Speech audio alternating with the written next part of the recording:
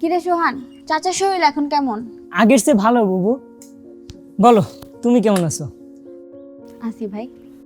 শোন ভাই, চাচার শরীর অসুস্থ পড়লেই তোর আজ অন্যের দোকানে কাজ করতে হইতেছে, কিন্তু আমার এখন মনে হয় তোর নিজের নিয়ে ভাবা দরকার। সারা জীবনে কি মানুষের দোকানে কাজ করে যাবি নাকি অন্য কোনো পরিকল্পনা আছে? কি যে করবো কাজল বউ, বুঝতেছি না কোন কাজটা যে আমার জন্য ভালো হইব। তোর মনে আছে সেদিন আনিস স্যার তোর কত প্রশংসাই না করলো?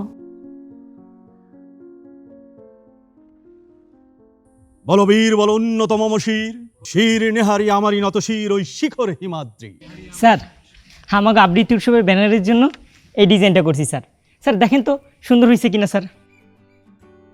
বাহ, ডিজাইনটা তো খুব সুন্দর হয়েছে, কিন্তু এসব ডিজাইনের কাজ তুই কবে শিখলি? হ্যাঁ, আমাকে পাশের বাড়ি ফয়সাল ভাইয়ের কম্পিউটার দোকান আছে, শুরু তো ওনার কাছ থেকে শিখছি, আর এখন ইউটিউব দেখে শিখতেছি। নতুন নতুন আরও অনেক কাজ শিখতেছি স্যার, দোয়া করবেন স্যার। খুবই ভালো কথা। এই কাজটা ভবিষ্যতে তোকে অনেক দূর নিয়ে যাবে। দোয়া করবেন স্যার আমার জন্য।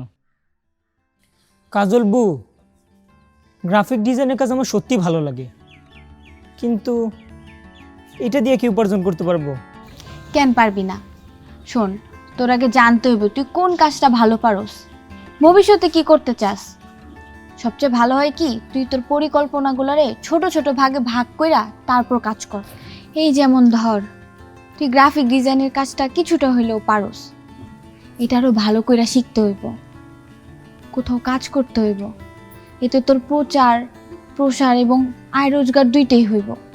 যদি ঠিক করস যে তোর ভবিষ্যতে একটা নিজের দোকান হইব, তাহলে সেটা কত দিনে হইব, কিভাবে হইব, ওইটা নিয়েও একটা সুন্দর পরিকল্পনা করা দরকার। এইভাবে তো কখনো ভাইবা দেখিনি কাজল বউ।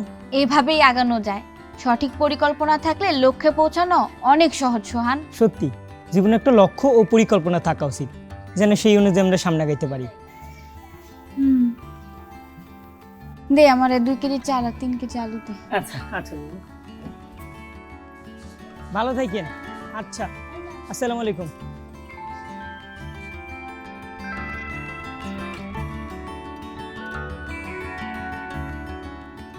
সোহান, আরে কাজল বউ, বসো।